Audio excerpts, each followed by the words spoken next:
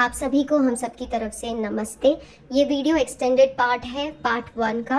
Part 2 है। बीच में एक Q&A वीडियो डालना बहुत ज़रूरी हो गया था क्योंकि बहुत सारे सवाल हमसे पूछे जा रहे थे, तो उसके जवाब देने बहुत ज़रूरी थे, तो बीच में वो पार्ट आ गया था। अब ये वीडियो रिकॉर्ड हो रहा है रात के, आपको 10, साढ़े 10, 11 बजे तक ये वीडियो मिल जाएगा।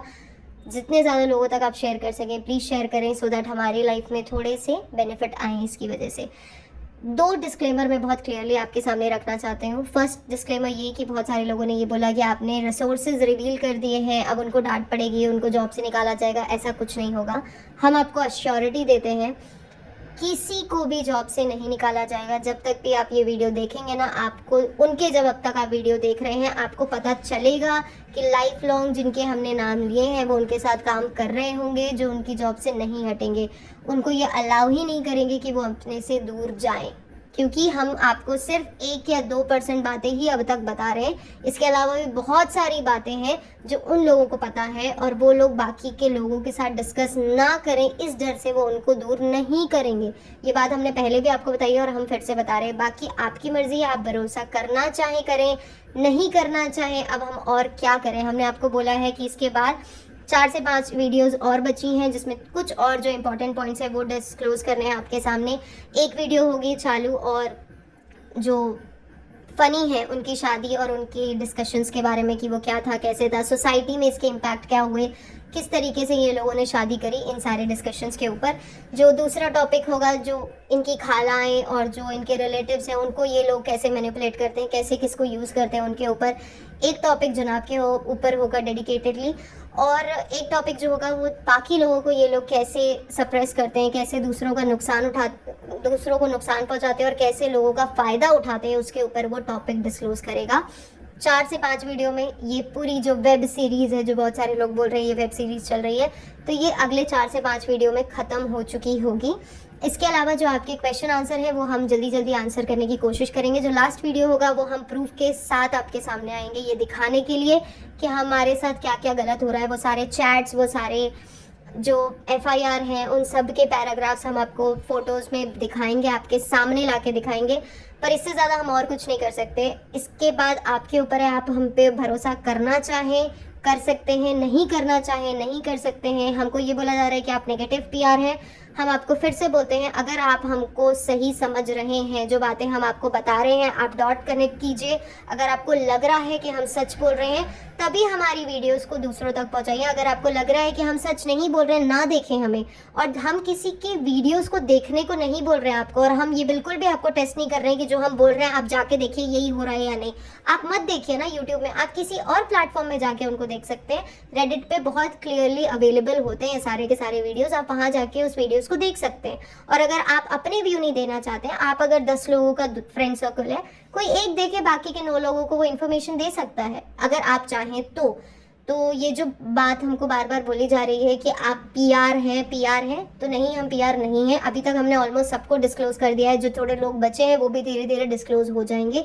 जितनी इन्फॉर्मेशन हम सबके पास है वो सब तो हम आपके सामने निकाल के जाएंगे, चाहे कुछ भी हो जाए। अगर हमारी वीडियोस को स्ट्राइक मिलेगी, हम दूसरा वीडियो बनाएंगे। हम रोड में खड़े होके हर एक इंसान को ना भीख मांग के भी दिखानी होगी वीडियो, हम दिखाएंगे उनको वीडियो, चाहे कुछ भी हो जाए, क्योंकि हम अब चाहते हैं कि ये बात सारे लोगों तक पहुँचे। और इसके बाद अगर स्ट्राइक आती है, पुलिस कंप्लेंट होती है, हम रेडी है फाइट करने के लिए। हम सारे प्रूफ के साथ फाइट करेंगे, क्योंकि शायद तब ऐसा हो सकता है कि जहाँ पे पैसे बीच में ना आए और हम प्रूफ के साथ अपनी लड़ाई आराम से लड़ सकते हैं। तो बार बार ये जो पॉइंट्स हमको रेज किए जा रहे थे, ये उसके कुछ आंसर्स थे। अब डायरेक्टली हम टॉपिक पे चलते हैं। तो टॉपिक शुरू होता है। हाँ, डिस्क्लेमर 1 में एडिशनल पॉइंट ये भी था कि यहाँ पे हम डायरेक्ट बात कर रहे हैं। मैडम जब हमारी बिल्डिंग में आई हैं, मैडम जनाब जब हमारी बिल्डिंग में शिफ्ट हुए हैं, उसके बाद से हम बात करनी शुरू करेंगे। इसके बीच के जो छोटे छोटे टॉपिक्स हैं कि कैसे उनका डाइवोर्स की सिचुएशन हुई, कैसे डाइवोर्स हुआ, क्या इन्होंने एलिमनी ली या नहीं ली, वो बहुत छोटे छोटे बिट्स एंड पीसेस में हैं, जो आपको इस वीडियो में भी मिल सकते हैं। बाकी की भी जो हम 4-5 वीडियो रिलीज करेंगे उसमें भी हम छोटी छोटी बातें आपके साथ शेयर कर देंगे। वो कोई इतनी मेजर बातें नहीं है। अभी हम आपको मेन ये बताना चाहते हैं कि ये मैडम ने यहाँ पे फ्लैट लिया कैसे, कैसे इनको फ्लैट मिला, और उसके बाद से अब तक की जो इनकी जर्नी है पिछले 10-11 सालों की, वो कैसी रही है। हमने कितना इवैल्यूएशन इनमें किया है, हम सब बैठ के, और कितना ड्रास्टिक चेंज आया है पहले और अब में इनमें, वो हम आपके सामने रखना चाहते हैं। तो पहले दूसरा डिस्क्लेमर भी आपको यहाँ पे दे दूं, फिर हम आगे की बात पे चलते हैं। दूसरा डिस्क्लेमर ये है कि जो लोग मुंबई में रहते हैं वो बहुत सारे लोग ये जानते होंगे कि जब भी कोई इंसान, जो भी फ्लैट ओनर्स हैं, जो भी अपना घर रेंट आउट कर रहे होते हैं, वो कुछ बातें बहुत कैटेगोरिकली डिफाइन कर चुके होते हैं that I don't want any kind of bachelors in my home, I don't want any media person in my home, I don't want any live in relationship partners in my home. ये बहुत categorically पहले ही define कर दी जाती है। और इसके अलावा जो लोग ऐसे भी होते हैं, कुछ लोग ऐसे भी होते हैं जो रिलीजन और कास्ट को बहुत ज़्यादा ध्यान देते हैं, तो वो लोग भी कैटेगोरिकली ये बोल देते हैं कि भर हमको वेजिटेरियन टेनेंट्स ही चाहिए, नॉन वेज होंगे तो हम उनको नहीं रखेंगे। कुछ लोग ऐसे होते हैं जो ये बोल देते हैं जो महाराष्ट्र के बाहर के होंगे हम उनको घर में नहीं रखेंगे, जो महाराष्ट्र के ही होंगे उनको हम घर देंगे, बाहर वालों को नहीं देंगे। तो ये जो फ्लैट था, मैं आपको स्टोरी बता रही हूँ 201-202 की, जो मैडम ने सबसे पहले बाय किया, उसकी स्टोरी मैं आपको बता रही हूँ। तो ये जो फ्लैट था ये एक साउथ इंडियन अंकल का था जिनकी वाइफ गुजराती थी। उनके 2 बेटे थे जिसमें से एक बेटा अब कनाडा में सेटल है, दूसरा बेटा अब बाहर सेटल हो चुका है, शायद बेल्जियम में सेटल हो चुका है। पर जब इन्होंने अपना घर रेंट पे दिया था उस टाइम पे वो बैंगलोर में जॉब किया करता था।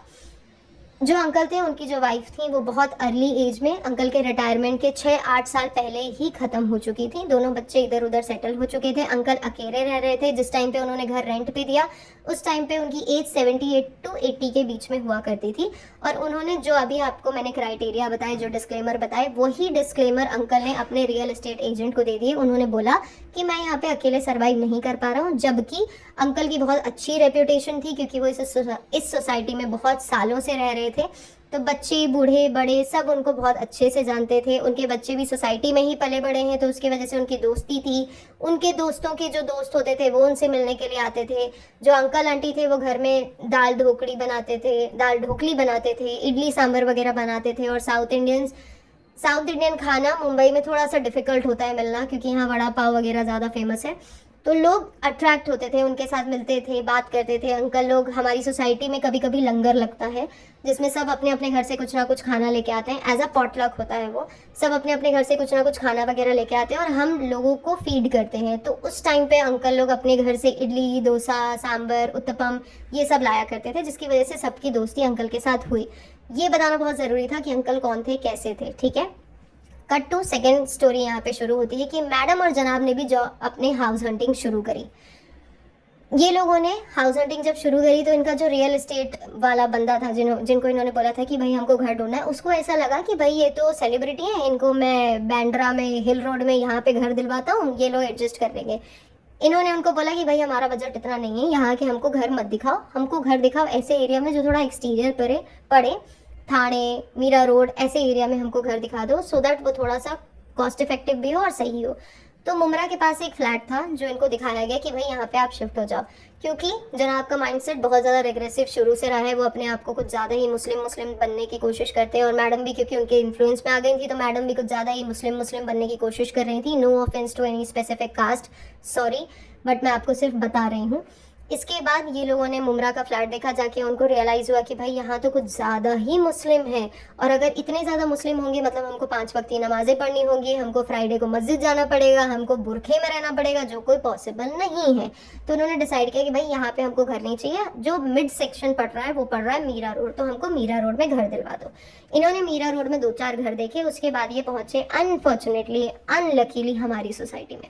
जब ये हमारी सोसाइटी में घर देखने के लिए पहुँचे तो ये जो अंकल हैं उनका घर इन्होंने देखा, इनको घर बड़ा पसंद आया। रेट वाइज भी सारे नेगोशिएशन हो चुके थे, सारी कॉन्वर्सेशन हो गई थी। बट उसके बाद जब सारा सेटलमेंट हो गया, इसके बाद अंकल ने फिर से रीआइट्रेट किया उस बंदे को कि ये लड़की किसी लड़के के साथ आई है। मैंने आपको पहले भी बताया कि ये मीडिया पर्सन नहीं होनी चाहिए, और अगर ये लिव इन वगैरह में रह रहे हैं तो आप इनको घर मत दीजिए। ये बात रियल एस्टेट एजेंट ने बताई इन दोनों लोगों को।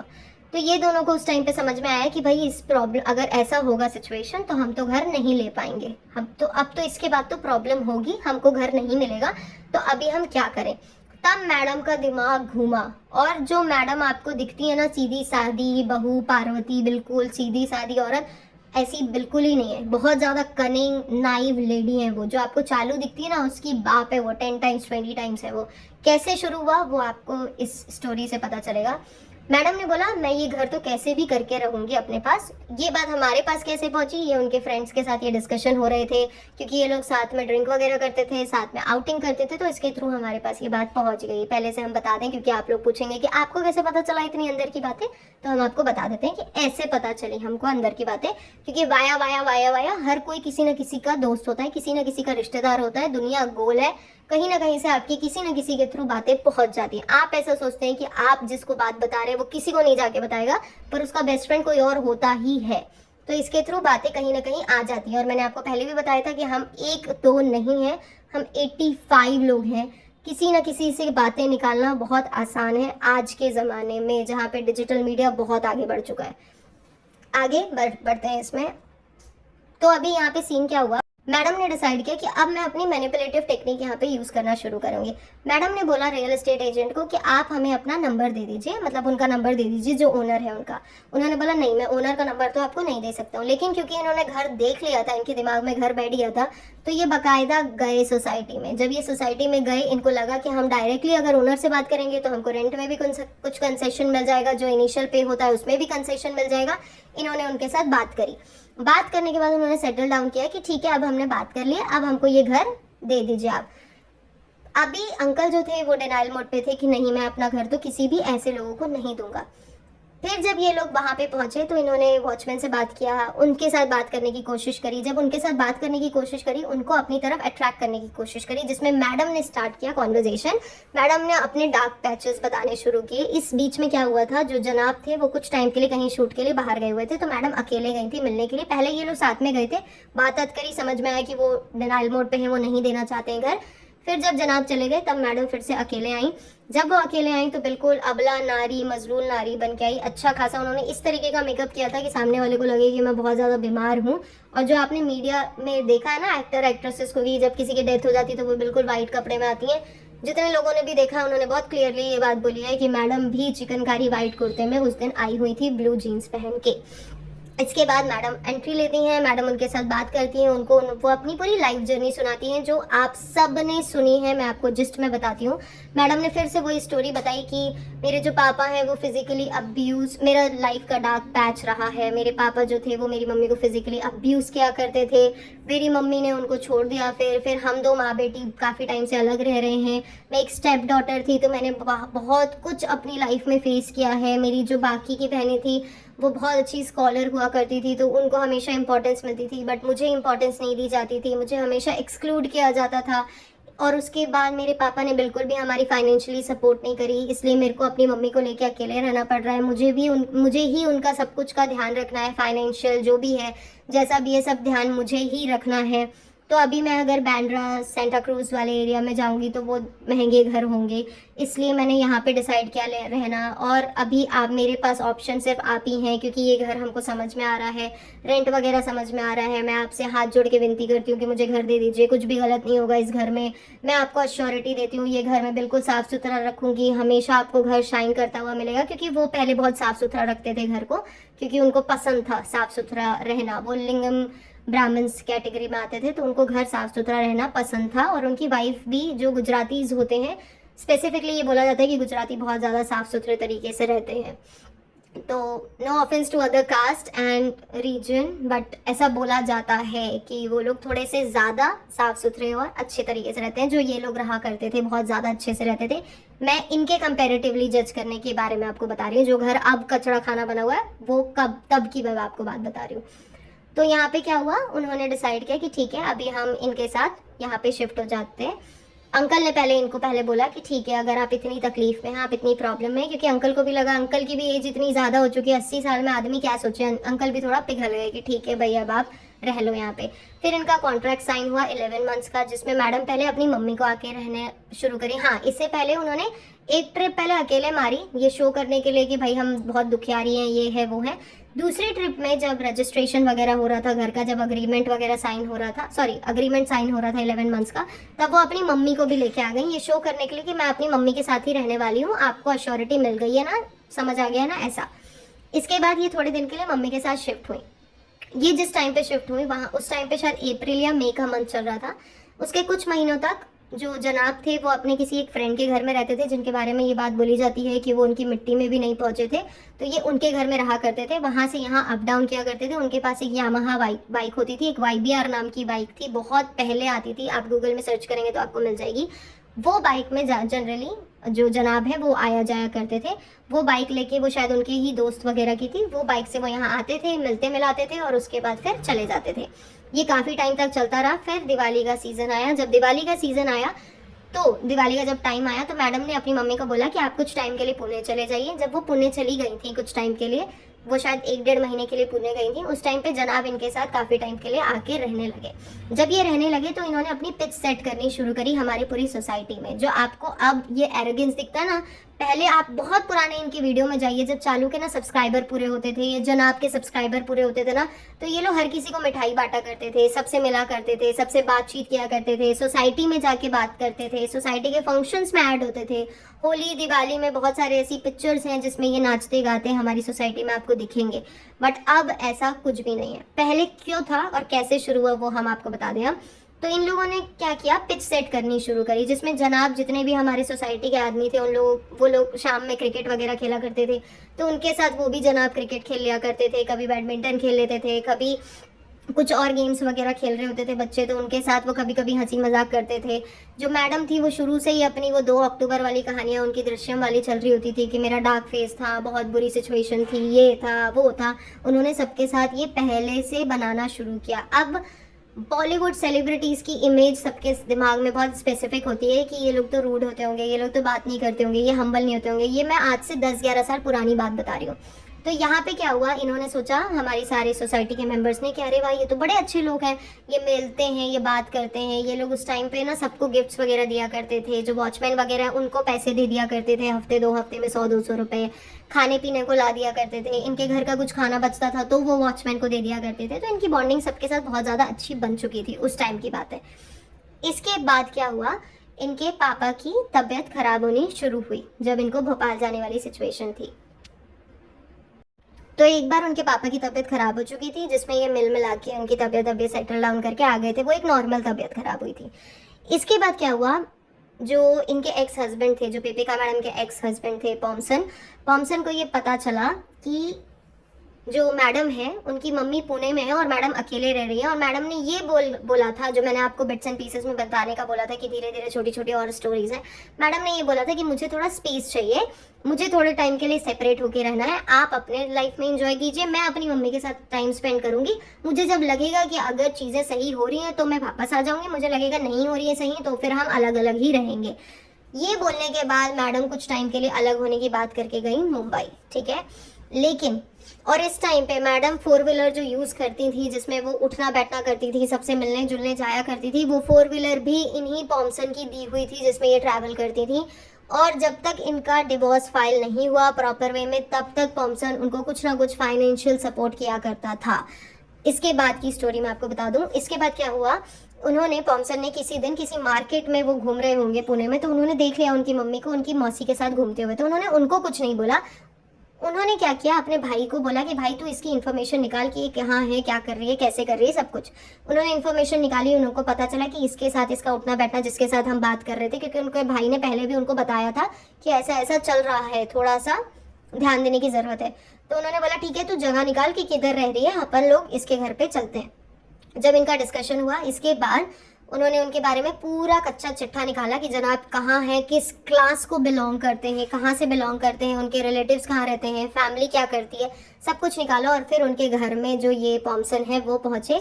जनाब के घर में जब ये लोग, जनाब और मैडम के पास जब ये लोग पहुँचे, तब पॉम्सन के साथ मैडम की एक बहुत क्लोज फ्रेंड भी वहाँ पे पहुँची, ठीक है।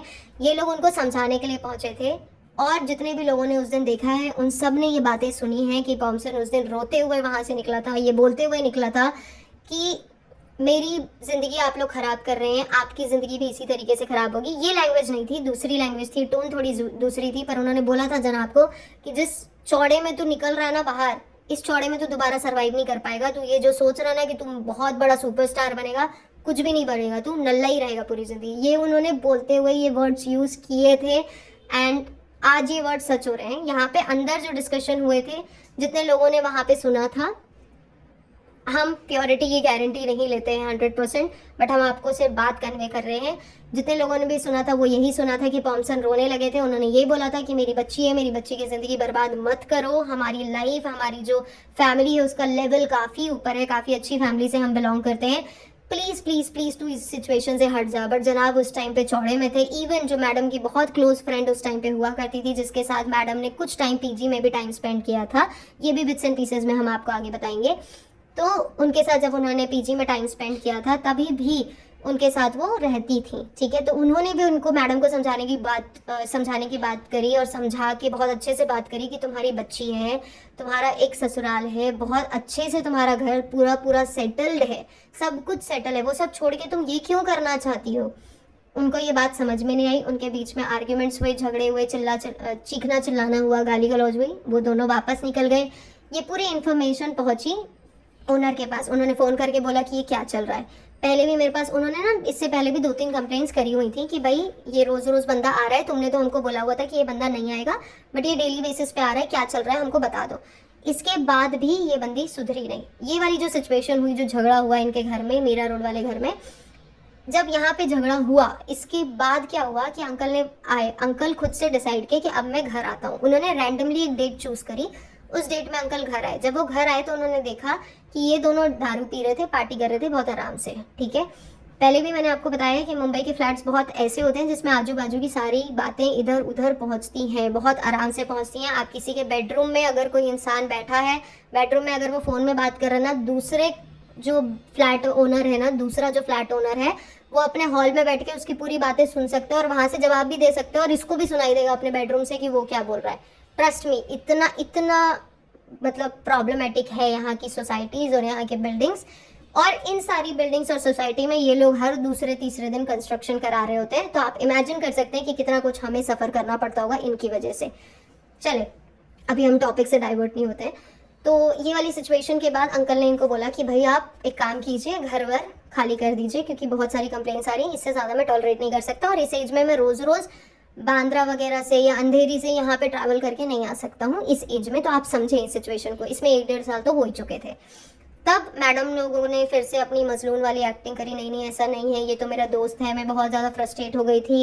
इसी वीक में हमारे यहाँ एक सिचुएशन, और इनके पास हमेशा एक नई स्टोरी होती थी ना, ये हमेशा एक नई स्टोरी अंकल के सामने बता दिया करती थी कि अभी अभी ना मेरे पापा और मम्मी मिले थे, हम ना डाइवोर्स सेशन, जबकि ये सिर्फ सेपरेटेड है ना इनके मम्मी पापा, लेकिन फिर भी इन्होंने पता है क्या बोला, हमारे जो पापा मम्मी है ना वो मिले थे, हम डाइवोर्स सेशन के लिए गए थे, तो उसके सेशंस चल रहे हैं, मैं बहुत ज़्यादा वीक फील कर रही थी, मैं बहुत ज़्यादा लो फील कर रही थी। तो मैंने इनको बोला कि आ जाइए, मेरे फ्रेंड है, हम साथ में दारू वारू पी रहे थे तो थोड़ा सा हल्का फील होगा।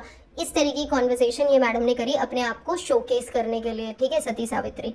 अंकल को लगा कि ठीक है, पर अंकल ने बोला कि बस अब बहुत हो गया, अभी इसके बाद एक और कंप्लेन और आपको घर छोड़ना पड़ेगा। मैडम ने रियलाइज़ किया कि अब तो पीक टाइम आ चुका है, अब ये बार बार हो रहा है, अब ये और ज़्यादा टॉलरेट करने वाली सिचुएशन नहीं है। इसी सिमिलर टाइम पे हुई इनके पापा की तबीयत खराब। जनाब गए अपने पापा के पास। जब जनाब अपने पापा के पास गए तब मैडम के घर में कुछ दोस्त वगैरह आया करते थे, पार्टी वार्टी किया करते थे, क्योंकि तब ये अपने दोस्तों से मिला करती थी जो अब नहीं मिलती हैं। तो तब इनके दोस्त आते थे, पार्टी वार्टी करते थे, एंजॉय करते थे। इसकी भी कंप्लेंट किसी ने करी और उसके बाद अंकल आए गुस्से में। अंकल ने बोला भाई तुम घर खाली करो। तो ये मैडम ने ताव में ये बोल दिया कि ठीक है, आप हमको रेट बताइए घर का, हम आपसे घर खरीद लेते हैं, हम खाली नहीं करेंगे। ये एक घर की बात हुई, एक फ्लैट की, ठीक है। अंकल ने बोला कि ठीक है, मैं अभी अपना घर 40 या 45 में सेल आउट करना चाहता हूँ, तो तुम्हारे पास अगर इतना बजट है तो तुम बता दो। ये मैं आपको एक स्पेसिफिक अमाउंट नहीं बता रही हूँ, ये वाया इन्फॉर्मेशन है, बट 40-45 के बीच में उस टाइम पे डिस्कशन हुआ था, आज से 10-11 साल पहले की बात है। तो उन्होंने बोला कि ठीक है, हम सेल आउट करेंगे। मैडम ने जनाब को फ़ोन किया, जनाब को फ़ोन करके बताया कि घर सेल आउट करने की सिचुएशन, मतलब घर हमको खरीदना पड़ेगा, अब ऐसी सिचुएशन हो गई है। तो उन्होंने बोला कि रुक जाओ, अभी अगर रुक सकते हैं तो रुक दो, और अभी हम पैसे कहाँ से करेंगे, क्योंकि इनके पहले ही पैसे इनके पापा में खर्च हो गए थे। इसके बाद इन्होंने मिलकर डिसाइड किया कि भाई अब तो हमको घर खरीदना पड़ेगा। जब इनके पापा को भी लाने की सिचुएशन हो गई तो इन्होंने क्या किया, इनके पास एक गाड़ी हुआ करती थी मैडम के पास, वो गाड़ी इनके एक्स हस्बैंड ने इनको दिलाई थी। वो गाड़ी इन्होंने सेल आउट करी, लोन वगैरह लिया, मैडम ने लोन वगैरह लिया, मैडम ने लोन लिया, गाड़ी सेल आउट करी, क्योंकि गाड़ी भी मैडम के ही बर्थडे में उनको गिफ्ट करी गई थी।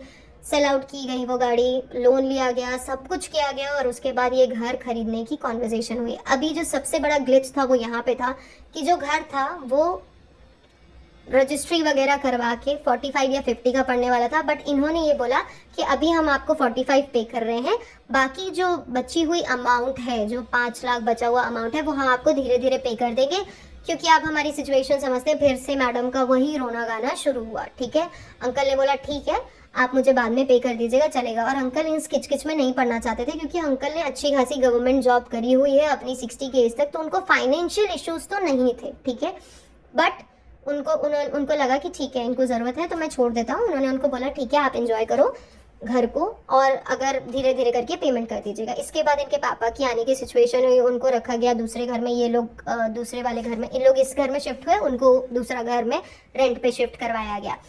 इसके बाद ये लोग अपना आराम से अपनी लाइफ जी रहे होते थे। बीच बीच में इनकी मम्मी आती थी, मम्मी जी रही होती थी, अच्छे से चल रहा था। उन्होंने उनके पैसे दिए ही नहीं। ठीक है, काफ़ी टाइम निकल गया। मैं डायरेक्ट अब इस वाले पार्ट में पहुंचती हूँ। बहुत सारा टाइम निकल गया, 1.5 साल निकल गए, 2 साल निकल गए, पौने 2 साल निकल गए। अंकल ने बार बार पैसे मांगने की कोशिश करी, इनकी तरफ से पैसे दिए ही नहीं गए। 4.5 लाख का कुछ का कैलकुलेशन था जो इनकी तरफ से दिया ही नहीं गया था। घर खरीदने के 3 साल तक, पौने 3 साल तक उन्होंने पैसे दिए ही नहीं। इसके बाद अंकल की तबीयत खराब होनी शुरू हुई। उनको पहले एक अटैक आया। अटैक का रीज़न ये था कि उनका जो बेटा है, जो बैंगलोर में पढ़ता था, उस बेटे के साथ एक इंसिडेंट हुआ था जिसमें उसका एक काफ़ी मेजर एक्सीडेंट हो गया था। अब अंकल को ऐसा लगा कि भाई मेरी वाइफ भी चली गई है, दूसरा बेटा पहले ही दूसरी जगह सेटल हो गया है, क्योंकि उन्होंने इंटरकास्ट शादी करी थी, तो इन्होंने उनके साथ रिश्ते थोड़े से ख़त्म कर दिए थे कि भाई वो इंटरकास्ट शादी कर रहे हैं तो अब हम उससे दूर रहेंगे। अभी दूसरा जो बेटा है उसका भी एक्सीडेंट हो गया, अब क्या होगी मेरी लाइफ। तो अंकल को उस वजह से अटैक आया था। अटैक आने के कुछ टाइम बाद अंकल और ज़्यादा बीमार पड़ने लगे थे, और उसके बाद जैसा आपने टीवी फिल्मों में सुना है जिसमें बता दिया जाता है कि अब आपको कैंसर है, अब आप कुछ दिन सर्वाइव करने वाले हैं। अंकल को भी यही बोला गया था कि अब आपको कैंसर हो चुका है। ये अटैक के कुछ टाइम बाद की बात है, ऑलमोस्ट 6-8 महीने के बाद, कि अब आपको कैंसर हो गया है, आपके पास थोड़ा सा टाइम है, आप अपनी लाइफ देख लीजिए आपको कैसे मैनेज करनी है, और हंसी खुशी रहिए, प्यार बांटिए, खुश रहिए, ऐसा बोला होगा डॉक्टर ने भी। उसके बाद फिर अंकल जो थे वो आराम से अपने दोनों बेटों को उन्होंने बोला कि आप लोग इंडिया आ जाइए, मेरे पास इतना टाइम है, ये है वो है।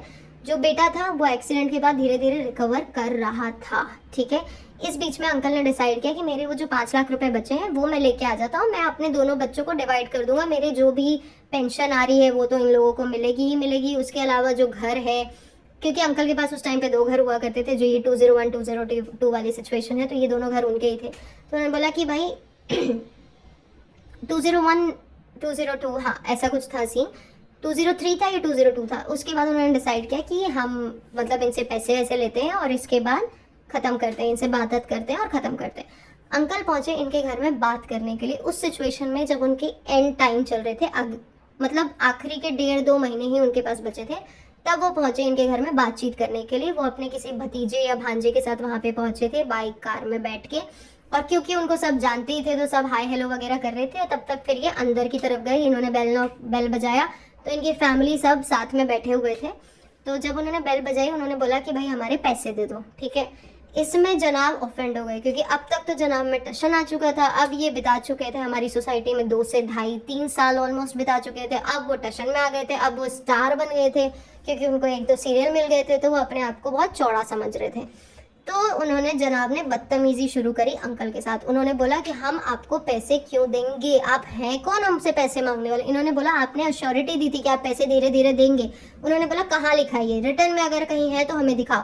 अब ये कॉन्वर्जेशन रिटर्न में नहीं हुई थी, रजिस्ट्री पेपर में हुई थी, और रजिस्ट्री पेपर अंकल ने ध्यान में नहीं होगा या ध्यान नहीं दिया होगा, उनको लगा होगा कि इसकी क्या ज़रूरत है, घर तो बेच दिया, पैसे आ चुके हैं अकाउंट में। जितने पैसे आ गए थे अंकल ने पहले ही एफडी कर दी थी और अपने दोनों बच्चों के नाम पे एलोकेट कर दी थी। तो अंकल ने उन चीज़ों पे उतना ज़्यादा ध्यान नहीं दिया, और उसके बाद उनकी जब तबीयत खराब होने लगी तो उनके घर वालों ने भी इतना बॉदर नहीं किया, क्योंकि उनका फोकस ये था कि हम अंकल को संभाल लें, बाकी सब प्रॉपर्टी पैसा तो बाद में आ जाएगा। इसके बाद अंकल ने क्या किया, बताया उनको कि आपने बोला था, अश्योरिटी दी थी। इन लोगों ने उनके साथ बदतमीजी करी। इवन ये तक बोलते हैं लोग जो इन्होंने देखा है कि जनाब ने उनको धक्का मार के बाहर की तरफ कर दिया कि अगले बार से मेरे घर में आना मत, तू यहाँ से चला जा। और इसके बाद वो अंकल बहुत ज़्यादा हर्टफुल फील हुए, बहुत ज़्यादा उनको ह्यूमिलेटिंग फील हुआ। वो बाहर की तरफ आए, जो उनका भांजा भतीजा आया था वो बहुत छोटी उम्र का था, 12-15 साल का होगा, तो वो बाहर में बैठा। बाकी जितने लोग थे वहाँ पे, वॉचमैन वगैरह सब लोग आ गए थे और सब बहुत अग्रेसिव हो गए थे क्योंकि उनको सब जानते थे और सब इनके साथ लड़ने के लिए गए थे एक साथ। ये वो सिचुएशन थी जहाँ पे जनाब घर छोड़ के कहीं, इनके उसी टाइम पे शूट आया हुआ था, तो जनाब घर छोड़ के कहीं बाहर चले गए थे, जिसके बारे में वो आपको वीडियो में बताते हैं कि हम बाहर चले गए थे, क्योंकि इससे पहले इनकी शादी वाला सीक्वेंस हुआ, इनके पापा की तबीयत खराब वाला सीक्वेंस हुआ, ये सब कुछ सीक्वेंस उस टाइम पे हो चुके थे। और ये जनाब वाली वो सिचुएशन थी जहाँ जनाब घर छोड़ के गए थे, क्योंकि ये ऐसा माहौल बन चुका था जहाँ पे पूरी सोसाइटी इनके अगेंस्ट चली गई थी, वो एक इंसिडेंट की वजह से, क्योंकि उन्होंने उस अंकल की इंसल्ट की थी जिसको सब बहुत ज़्यादा इंपॉर्टेंस देते थे। तो जब उनके साथ इंसल्ट हुई ना, तब सब बहुत ज़्यादा अग्रेसिव हो गए थे, सब ने गेट वेट खोला और फिर उनको बोला कि भाई तू ये करेगा वो करेगा। तब जनाब को पड़ी थी थोड़ी बहुत मार, पुलिस कंप्लेन वगैरह हुई थी। पुलिस कंप्लेन वगैरह होने के बाद जनाब थोड़े से घबरा गए थे। मैडम ने उनको सजेस्ट किया कि आपका शूट का टाइम पे भी हो रहा है, आप एक काम कीजिए वहाँ चले जाइए। वो शूट था सिर्फ और सिर्फ 18 डेज का, बट जनाब 1.5-2 महीने बाद उस शूट के बाद वापस आए थे घर, क्योंकि उनको लगा था जब सिचुएशन थोड़ी सी माइल्ड हो जाएगी तब मैं घर वापस आऊँगा। और उसके बाद जब ये सिचुएशन हो गई, उसके कुछ दिन बाद अंकल थोड़े ह्यूमिलेट हो गए थे, उनको बुरा लगा था, उनको घर पहुंचाया गया। जब उनको घर पहुंचा दिया गया, उसके 12 से 15 दिन के अंदर अंकल की डेथ हो गई। अंकल की डेथ के बाद उनके बेटे भी आके इनसे बात करने की कोशिश की कि आप हमको घर दे दीजिए, मतलब पैसे दे दीजिए। इन लोगों ने नहीं दिए। तब उनके बेटे ने डिसाइड किया कि जब अगर ये घर हमको नहीं है तो दूसरा घर भी हम बेच ही देते हैं और इनको ही लेने दो ये घर, क्योंकि और कोई यहाँ पे सरवाइव नहीं कर सकता है। क्योंकि उनके बाजू वाले जो थे ना, वो भी इनसे बहुत ज़्यादा परेशान हो चुके थे। उन्होंने भी बहुत बार कंप्लेन कर दी थी कि हम इस घर में नहीं रहना चाहते हैं। तो उन्होंने भी कुछ टाइम के बाद, ये उनके बेटे की स्टोरी है, वो बेटे भी आए और उन्होंने कुछ टाइम के बाद वो घर भी बोला कि भाई आप रखो घर। और उन्होंने पता है किस तरीके से घर की रजिस्ट्री करवाई कि जो तेरे को सही लग रहा है ना रेट, तू वो दे, तू मेरे को मत दे पैसे, मेरे को चलेगा, मैं तेरे जितना नीचा गिरे हुआ इंसान नहीं हूँ, मेरे को बस ये घर चाहिए ही नहीं, अब मैं यहाँ पे रहना ही नहीं चाहता, क्योंकि इस घर की वजह से मेरे बाप की डेथ हुई है, तो मैं यहाँ पे सर्वाइव नहीं करूँगा। इस तरीके के वर्ड्स थे उनके। और उन्होंने मतलब मुंह पे फेंका उनको पेपर कि जो करना है करो, मेरे को नहीं चाहिए ये घर। और उन्होंने सेल आउट किया और उसके बाद वो चले गए, ठीक है। क्योंकि उनको पता था अगर मैं और किसी को घर दूंगा, क्योंकि ये ना बहुत ज़्यादा उनके साथ भी बदतमीजी करने लगे थे। जब ये थोड़े पैसे इनके पास आए, ये थोड़े चौड़े होने शुरू किए। बहुत ज़्यादा तो अच्छे फाइनेंशियली नहीं थे ये लोग, बट थोड़े से इनकी पहचान हो गई थी सोसाइटी में, और गुंडे मवालियों के साथ इन्होंने दोस्ती बना ली थी। उनको वो धमकाने के लिए भेजा करते थे, तो वो लोग परेशान हो रहे थे और वो ये सब टॉलरेट करने के लिए नहीं थे ना। उनका भाई भी, उनका बेटा भी, क्योंकि वो रिकवर सिचुएशन में था, उसको ऑलमोस्ट 2 साल लग गए थे बेड रिडन होने से रिकवर होने तक। और बीच बीच में वो आया करता था, तो उसको पता चलता था कि भाई ये लोगों की नीयत ऐसी नहीं है कि ये लोग पैसे देंगे। इसके बाद ये सिचुएशन यहाँ पे ख़त्म हो गई। इन्होंने आज तक 2026 चल रहा है, अब इतने सालों में इन्होंने अब तक उनके पैसे नहीं लौटाए हैं, ठीक है। ये स्टोरी यहाँ पे ख़त्म होती है। दूसरी स्टोरी, मैडम और जनाब स्पेशली, इसमें जनाब के एक बहुत क्लोज फ्रेंड हुआ करते थे, जो इनके वीडियो में इनिशियल डेज में आया करते थे, जो अब आपको इनके वीडियोस में नहीं नजर आएंगे। उनके साथ इन्होंने एक ऐसा इंसिडेंट किया जिसके बाद से इनके घर में वो आना और खाना सब कुछ बंद कर दिए हैं। क्या इंसिडेंट हुआ था वो मैं आपको शॉर्ट में बताती हूँ। जो हिंदूज है ना, वो एक जानवर हैं, बहुत अच्छी जानवर है जिनकी हम पूजा करते हैं। और कुछ ऐसे लोग होते हैं जो उसी जानवर को काट के मार के खा लेते हैं। नो ऑफेंस टू एनीवन, पर कुछ ऐसे लोग होते हैं, जिनमें से ये उनमें से एक लोग थे। तो इनके घर में वो एक डिश बन रही थी, इन्होंने वो डिश बनाई, और उस टाइम पे नवरात्रों का टाइम चल रहा था। ये बंदा तैयार होके आराम से कुर्ते पजामे पहन के, और शायद आखिरी के 2-3 दिन बचे हुए थे, उसमें ये तैयार वैयार होके वहाँ पे आके बैठा था। और क्योंकि वो चना और पूड़ी वगैरह बनता है, तो वो सब वो लेके उनके लिए आया था कि ये आपके लिए प्रसाद है।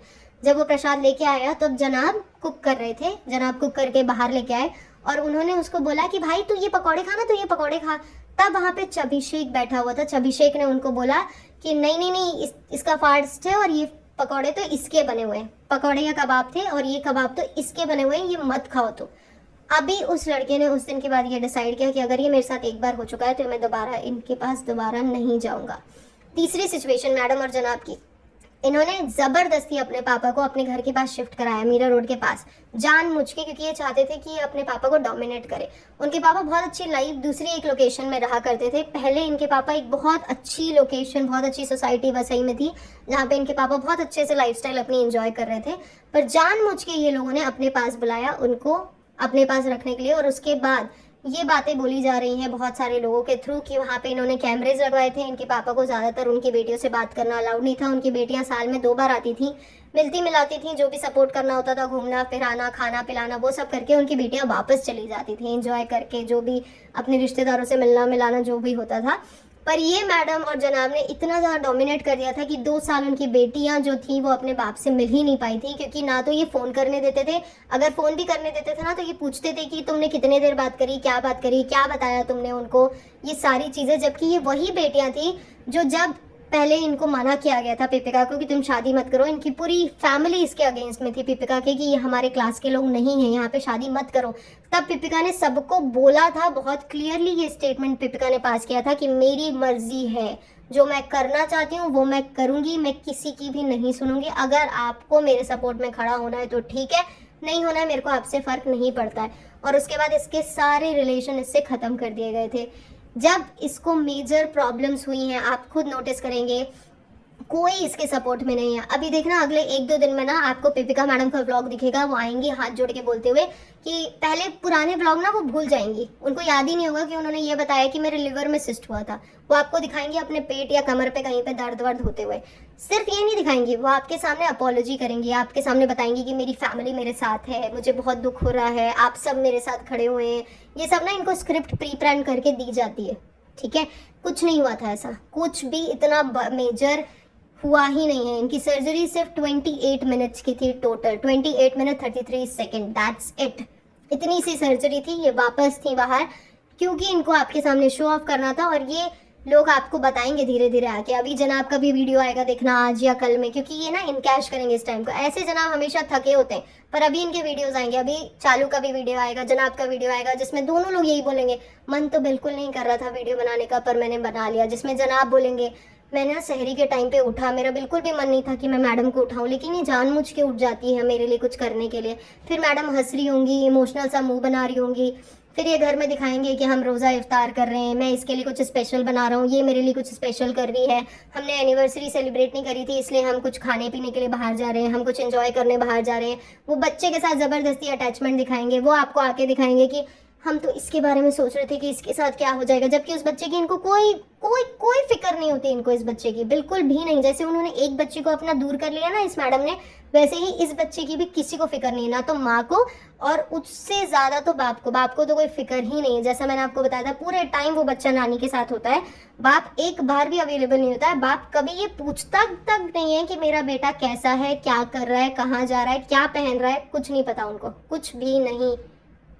इसके अलावा जो मैडम जिस तरीके की हैं, फिर मैडम ने अपने पापा की भी इंसल्ट करनी शुरू करी। उसके बाद उनके पापा जब बहुत ज़्यादा परेशान हो गए, बहुत ज़्यादा ह्यूमिलेट हो गए, क्योंकि हर वक्त उनको डांटा करते थे, हर वक्त उनकी बेइज्जती किया करते थे, उनको अपनी मर्जी से बुलाया करते थे। जैसे अभी प्लान किया जा रहा है कि उनको बुलाया जाएगा, उनके बुके उके देते हुए दिखाया जाएगा कि भाई हमारी बेटी बहुत टफ टाइम से गुजरी है, हमारा बच्चा, उनको एक्टिंग करते हुए दिखाया जाएगा। चालू मैडम भी इसी तरीके के व्लॉग बनाएंगी कि मेरा बिल्कुल भी मन नहीं था पर फिर भी मैंने बना लिया व्लॉग। फिर वो आपको रेसिपी भी दिखा रही होगी। अभी इनको ये भी बोला गया है कि आप what I eat in a day, ये सब शूट करें, आप दिन में क्या खा रहे हैं, क्या पी रहे हैं, ये लोगों को दिखाएं। आप लोगों को ये दिखाएं कि आप कितना मजलून है, कितने बेचारे हैं। और इनको ये इंटेंशनली बोला जाता है कि आप रेज बेटिंग करें क्योंकि आपको बहुत अच्छे पॉजिटिव रिस्पांस नहीं मिल रहे हैं, तो कुछ नेगेटिव चीज़ें अपने वीडियोस के थ्रू लेके आएँ। तो ये जो आपको दिखता है ना, ये जो पिज़्ज़ा बदतमीजी कर रही होती है अपने खाला के साथ, जो इनके घर में सिचुएशन हो रही होती है, इनको ये इंटेंशनली बोला गया है कि चालू आके ऊपर बहुत अच्छे से शूटिंग नहीं कर सकती है। तो चालू के वीडियो में आपको जनाब की शूटिंग उनके घर की बहुत ज़्यादा नहीं दिखाई देगी। ये सब चीज़ें प्री प्लान्ड हैं जो आपको दिख रही है ना, ये सब कुछ डिस्क्रिप्शन फ्रेम पहले से सोचा जाता है, प्री डिसाइड किया जाता है, फिर इनके वीडियोस बनते हैं। और अभी आप देखिएगा हर ऑल्टरनेट डे आपको जनाब का भी वीडियो दिखेगा, मैडम के भी वीडियो आपको बीच में दिखेंगे। और इतनी हारी बीमारी में इतना कुछ जो मैडम का चल रहा है, जिसमें मैडम ये बता रही हैं कि उनको राइट साइड में 2 दिन पहले आपकी वीडियो में उनको लेफ्ट साइड में दर्द हो रहा था, लेफ्ट साइड से दर्द होते होते उनको राइट साइड में दर्द होने लगा। फिर अगर आप नोटिस करेंगे इंजेक्शन लगने की एक स्पेसिफिक जगह होती है, वो जगह ही इनकी चेंज हो गई। आप ये सब भी ना उनकी वीडियोस में नोटिस कीजिएगा, आपको पता चलेगा कि किस लेवल की ये लोग बीमार थे। और इतनी अच्छी बीमारी थी इनकी, मतलब इस लेवल की बीमारी में भी इन्होंने अच्छे से उनको इनकैश किया, और ये आगे भी इनकैश करेंगे। हर थोड़े दिन में ना अभी ये इसी टॉपिक पे बात करेंगे, क्योंकि अभी ना इनको पता है कि बहुत सारे लोग इनकी इन्फॉर्मेशन लीक कर रहे हैं। तो अभी सबसे अच्छा मुद्दा है कि हम बीमारी को इनकैश करें। तो ये हर दूसरे तीसरे दिन आपको यही बता रहे होंगे आके कि अब हमारे घर में ये सिचुएशन हो गई, मेरे को यहाँ पे छाले हो रहे हैं, मेरी ये थेरेपी शुरू हो रही है, मुझे यहाँ तकलीफ हो रही है, वहाँ तकलीफ हो रही है। जनाब का वीडियो आएगा, वो आपको अपने रमज़ान के डिटेल्स बताएंगे, हमारे घर में हमने ये ऐड किया, वो ऐड किया। उसके साथ आपकी पेबल पीपीआई का प्रमोशन चलता ही रहेगा, वो तो रुकेगा ही नहीं भाई। इंसान मर जाए जी ले कुछ भी हो, और ये जो आप लोग को बार बार आके बोलते हैं ना कि दुआ करो दुआ करो दुआ करो, आप किया करें इनके लिए दुआ। पता है क्यों? क्योंकि भगवान जो है ना, जो महाकाल बैठे हुए हैं ऊपर, महाकाल को पता है कि हमको किसकी विश पूरी करनी है, किसकी नहीं करनी है, किसने कितने पाप किए हैं।